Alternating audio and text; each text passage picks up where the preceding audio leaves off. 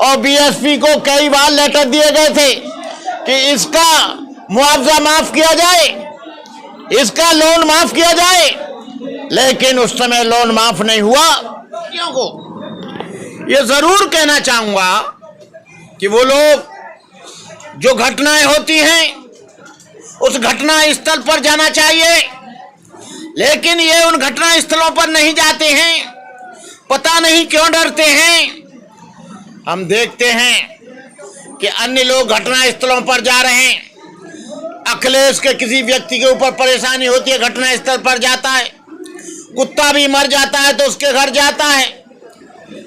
Azad Samaj party के लोग भी जाते हैं, कांग्रेस के लोग भी जाते हैं, लेकिन बीएसपी के लोग घटना स्थल पर पहुंचने में इतना घबराते हैं कि कई सवर्णों का वोट न कट जाए। मैं बता दूं, यदि उत्तर प्रदेश में 3 या 4 बार बहन जी मुख्यमंत्री बनी हैं, मैं ये नहीं कहता कि सवर्णों ने वोट नहीं दिया, लेकिन मैं जिम्मेदारी के साथ कह सकता हूं कि इनको दलित वोट पूरा का पूरा मिला। और जिस दिन ये बहुजन समाज का वोट हट जाएगा, उस दिन ये किला बीएसपी का नेस्ते नाबूद ही नहीं ढह जाएगा बिना बारूद लगाए।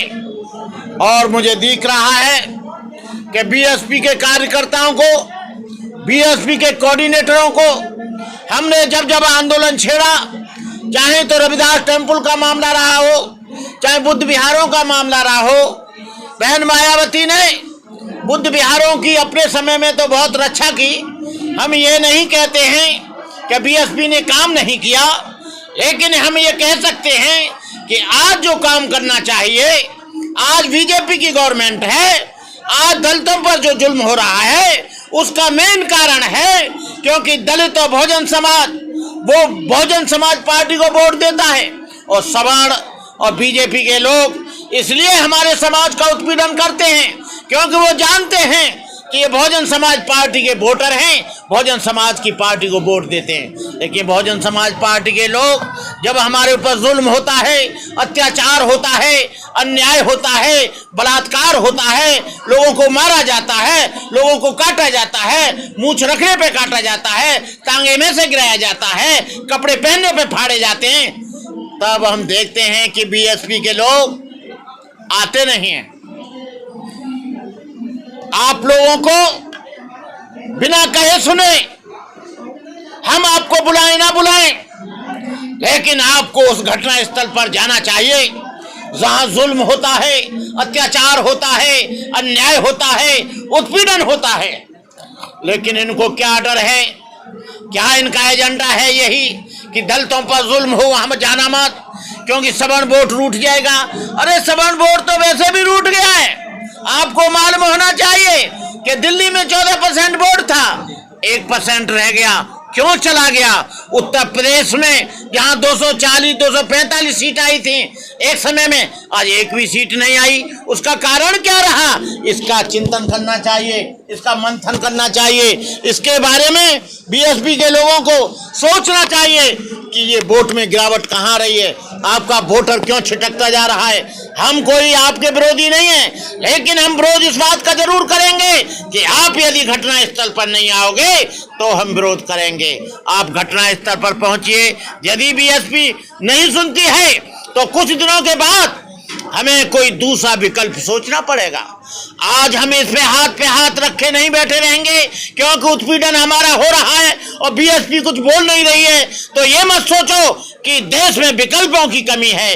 विकल्प बनते हैं, विकल्प बिगड़ते हैं, पार्टियां बनती हैं, पार्टियां नेस्ते नाबूद होती हैं, तो सत्ता आती है, सत्ता चली जाती है, लेकिन समाज कहीं नहीं जाता, समाज वहीं रहता है। वोटर कभी नहीं मरता, वोटर वहीं रहता है। पार्टियां तो मर जाती हैं, समाज भी, विचार भी कभी नहीं मरता, और विचार और समाज कभी नहीं मरेगा। बाबा साहब का विचार जब तक रहेगा, जब तक इसके धरती और आसमान है। मैं कहना चाहूंगा लोगों से, मुख्य रूप से बीएसपी के लोगों से, वो यहां पर अपनी उपस्थिति दर्ज कराएं। सिद्धार्थ बुद्ध विहार पे संकट आ गया है, और हम इसलिए अपना ज्यादा अधिकार आपसे समझते हैं क्योंकि ये जगह जो मिली थी वो बीएसपी के टाइम में मिली थी और बीएसपी को कई बार लेटर दिए गए थे कि इसका मुआवजा माफ किया जाए, इसका लोन माफ किया जाए, लेकिन उस समय लोन माफ नहीं हुआ। इसलिए आज ये घटनाएं हो रही हैं। इसलिए आज ये नोएडा अथॉरिटी ये लोग इसे सीज करने के लिए आ रहे हैं। मैं बीएसपी के लोगों से कहना चाहूंगा, यदि 2024 में तुमको बहुजन समाज का वोट चाहिए तो बहुजन समाज पर जहां जहां जुल्म होता है, जहां जहां बलात्कार होते हैं, जहां जहां उनको गलत तरीके से फंसाया जाता है, उन्हें पुलिस मामलों में फंसाया जाता है, झूठे मुकदमों में फंसाया जाता है, उनकी हत्याएं की जाती हैं, तुमको वहां जाना पड़ेगा। ये वोट को इतनी आसानी से नहीं मिलता है, कड़ी मेहनत करनी पड़ेगी। यदि तुमको यहां पर 2006 वाला समय लाना है तो उसके लिए तुमको घर घर जाना पड़ेगा, हर मौके पर जाना पड़ेगा, हर घटना स्थल पर जाना पड़ेगा, लोगों से मिलना पड़ेगा, उन महलों को छोड़कर झोंपड़ियों में जाना पड़ेगा, मालदार लोगों के लड्डू पूड़ी छोड़कर आपको झोंपड़ी में जाना पड़ेगा, चटनी से रोटी खानी पड़ेगी। यदि आप ऐसा नहीं कर सकते हैं तो 2024 को आप भूल जाना। आपका समय तभी जिंदा रहेगा जब आप बहुजन समाज के पास आएंगे, उसकी उत्पीड़न सुनेंगे, उसकी समस्याएं सुनेंगे, उनकी समस्याओं का समाधान करेंगे। लेकिन आप कहीं नहीं जाते हैं, बीमार है तो नहीं जाते हैं, दुखी है तो नहीं जाते हैं, जुल्म हो रहा है तो नहीं जा रहे हैं, झूठी एफआईआर हो रही तो नहीं जा रहे हैं, कहीं उनके मंदिरों को तोड़ा जा रहा है तो नहीं जा रहे हैं, बुद्ध विहारों को तोड़ा जा रहा है तो नहीं जा रहे हैं, अम्बेडकर की मूर्ति तोड़ी जा रही तब नहीं जा रहे हो। अरे आओगे कब? लेकिन तुम क्या कहते हो, सत्ता आ जाएगी तो हम सब कुछ देख लेंगे। सत्ता आपकी आएगी नहीं और आप यहां पर आओगे नहीं, सत्ता आपकी आएगी नहीं और ऐसे ये बहुजन समाज कुटता रहेगा।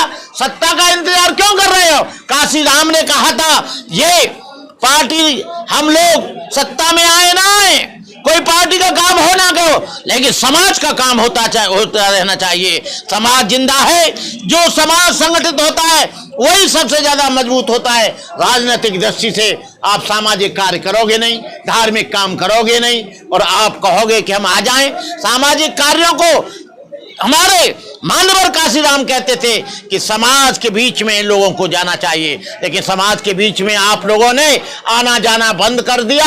अब देखते हैं कि 2024 में क्या होता है। 2024 का इंतजार करो, हम भी देखेंगे, तुम भी देखना। यदि तुम उत्पीड़न में नहीं आए तो खेला हो जाएगा खेला, रेला हो जाएगा रेला, मेला हो जाएगा मेला। इन्हीं शब्दों के साथ मैं अपनी बात समाप्त करता हूं। जय भीम, नमो बुद्धाय।